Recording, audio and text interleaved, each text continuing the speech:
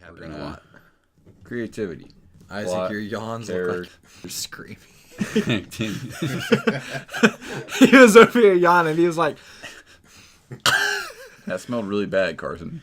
I'm sorry. I've never smelled one of Isaac's farts. You haven't? No. Oh no. I haven't either, actually. Eventually. Welcome, Andor. Welcome back to Off the Reel. Today we'll be reviewing Aquaman. Am I not supposed to do that? Is that not a thing? Isaac, you say something. What? Today we will be reviewing Aquaman. Let's do it.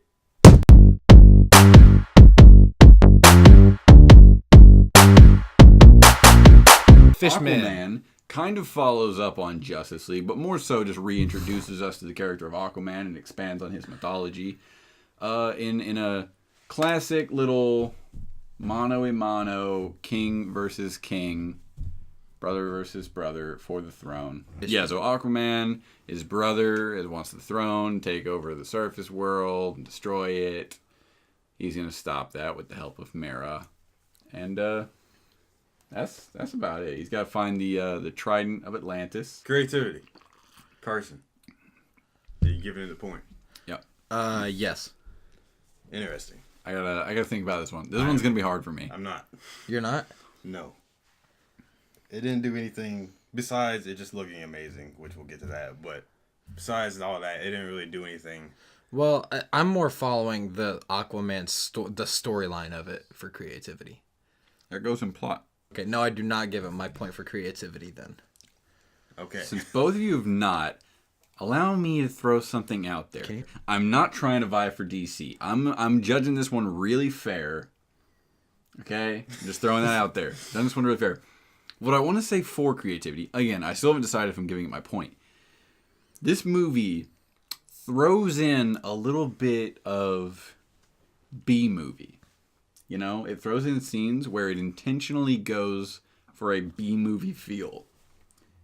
And I think that's kind of a unique thing. Are you thinking about the same B movie here? I kind of get what you're saying. Not B movie, as in the one about bees. I remember. Yes, you told me about it. I remember Yes. now. I remember now. Yes. I kind of get what you're saying. But Yeah. it's not enough for me to... It's not enough. I understand that. I will say it's a movie completely underwater. And that's not really a thing that you get to see a lot. It's a movie made almost completely underwater. And it heavily focuses on the fact that it's completely underwater. And it introduces us to a new world of Atlantis that we've never really seen anything like before. I mean, you know, we saw it in Atlantis, but not quite the same. That was an animated movie. This one's CGI. It's different. I think I'm going to give it my point for creativity because it's kind of something we haven't seen before. Like, it was a new task for James Wan to undertake, doing a completely underwater film. So, yeah. The scene with the swarm. What are those? Yes, there's a horror note there. The trench. No, what are those people called? The trench. The trench. That's what they're called. Oh yeah, it is. Okay. It combined notes of horror. It combined like some B-movie level quality stuff that I think works for the film, and it's predominantly underwater. And I think it earns a point for creativity. Maybe not all three, but you know. Yeah, actually, now that I'm remembering more and more, point. Okay. Isaac, are you still firmly on the no point? Yes. Okay. Plot. No. No. You wouldn't give your plot? No. It's got all the trademarks of just a standard classic plot. It follows, with the exception. No, that's a thing too. See, I would say it's a standard plot, really. For me, I felt like there was a lot in this movie. There was a lot in this movie. I feel like it almost did too much. Like, I feel like some of it was a little unnecessary. But I think it was fast-paced enough. I think it was too fast-paced. Too fast-paced. Yes. Okay. But yeah. And then, of course, like, the plot is just your don't general. disagree with you. But I will... What I still wait... But I use what? What? Please repeat that. You sound like Clyde with a chance of meatballs. There should have been a little bit less in the movie and it wouldn't have to have been as fast paced, and it probably would have come out better for it. But I won't say there was too much in the movie because the pacing helped. But there was too much. Too fast. I have to disagree.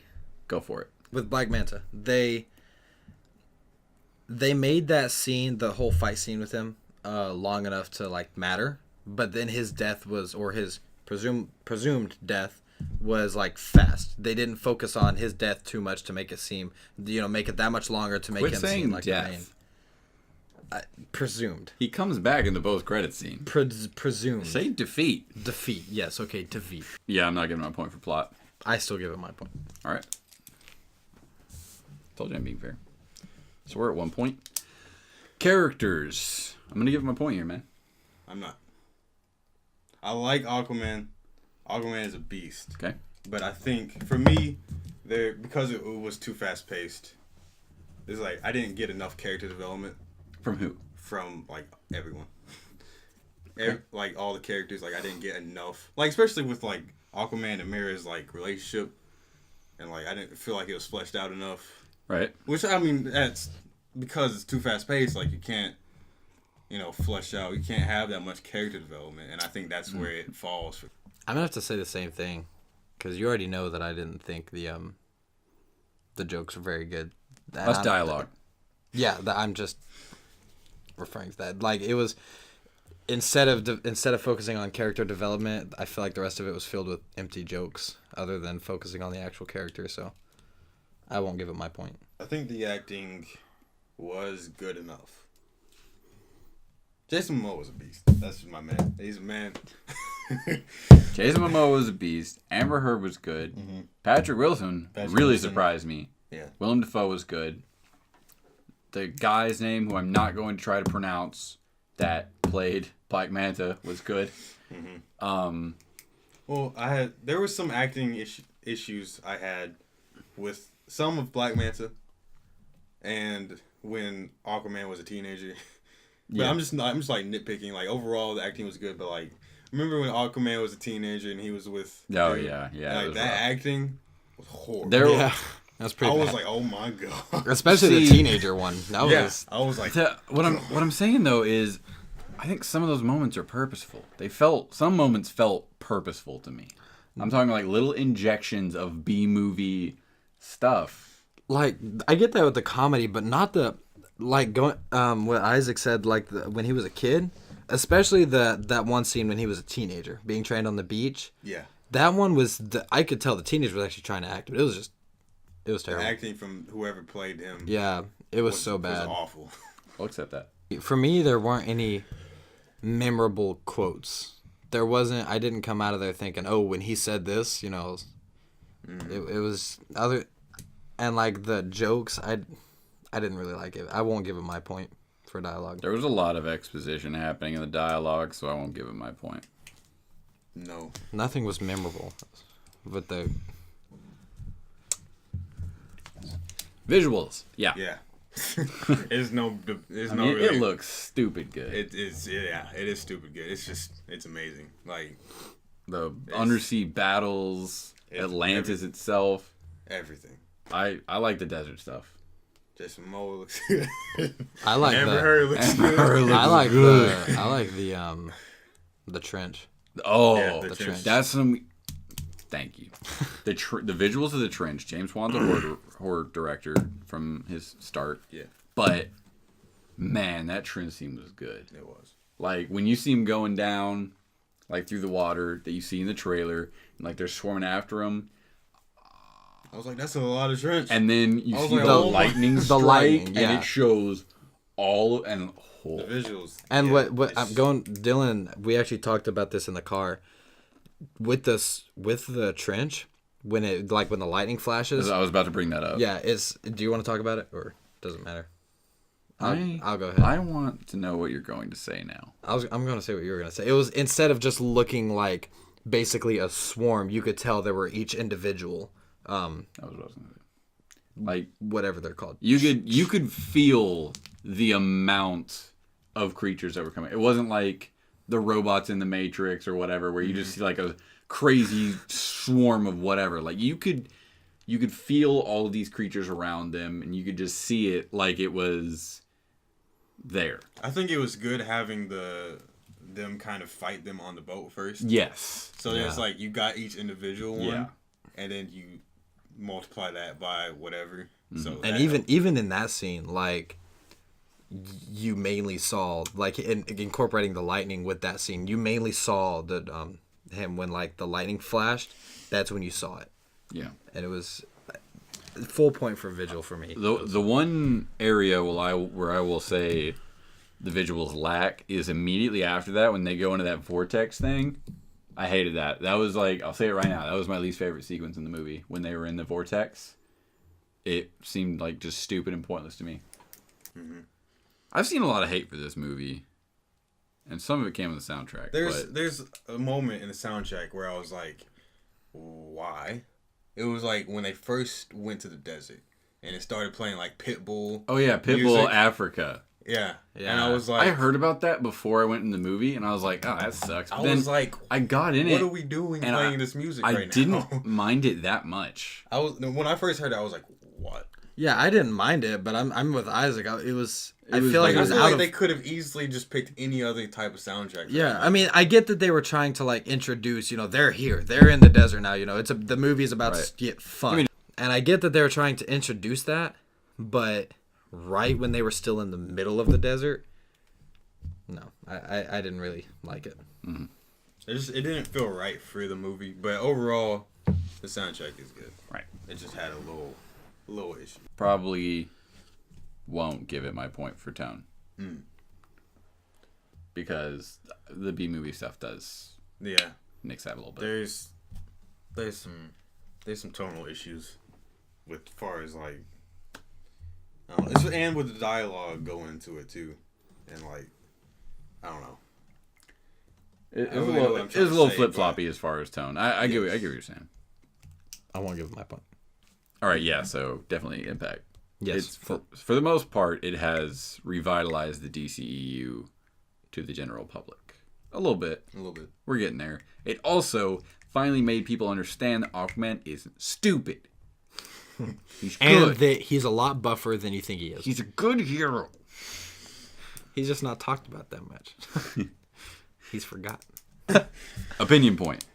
Yeah, I give it my point. I swear to God. No. Oh my God. I liked it more than the average DC movie. I liked it more than the average Marvel movie.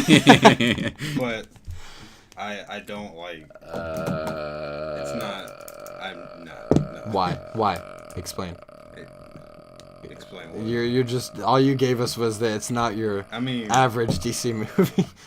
Like I said, ignoring what you people are talking about because Hugabaloo, I've become more strict on my opinion. That's points. what I'm saying. I want to be, because like previously I would have given it. I had high hopes for the movie, and I don't know, and I mean this in a non-positive, non-negative way, completely neutral. I don't know whether or not it met my high standards for it, or not. I feel like the easiest way to determine when you came out of there is by tallying up the points. Gotcha. All right. What I was gonna say is when you came out of the movie, did you say, "Oh, that was an amazing movie," or did you say, "Well, I liked this, but I also didn't like this"? We said we liked something and didn't like something. So yeah. If you say that, it's immediately no. So I'm gonna give it my third of a point. I am too. It's better than a 5. It's so much better than a 5. I am too. I'm giving it my other point. Yeah. Something happened in these points here, but It's a lot better than a 5. It's better than a 5. Yeah. I think it should be at least a 7, but we can only give it up to a 6. So, are we all giving it our point? Yeah. Yeah. So, unfortunately, lower than expected is our official rating for Aquaman, a 6 out of 10. That's low for some reason. We expected more. That's all. I was rethinking that because I said throughout the rest of it that the stuff was good for the movie, the B-movie stuff. Yeah. And then I said it was bad for tone, so I might retract that. I'm not. It's too late now. You've messed up. You done messed up, God. 6.3. 6.3. Slightly lower than expected. Yeah, so if you want to see more movie reviews from us, including reviews for Avengers 4 and Shazam coming in the near future, subscribe to us, please. Click on what? Just please subscribe. Please. And click on our lovely little playlist at the end of this video. It'll take you to so many other movie reviews. Don't just subscribe. Show your friends. I'm sure they would love us just as much as you do. As he's doing something over there. And go subscribe to my guy Carson's channel. Over. Yeah, so go subscribe to him if you like anything to do with trekking, adventuring, all that sort of thing. Nature. One Good Trek is our Instagram, one.good.trek. Our YouTube is just One Good Trek. There's no videos. You probably won't find it. I will have a link to it. Yes. You will if I remember. But yeah, one.good.trek. Go follow it. I post pictures on there a lot. Instagram is more the place to go right now. Yeah. Until we get on Until I get your footage. Yes. And stay toasty.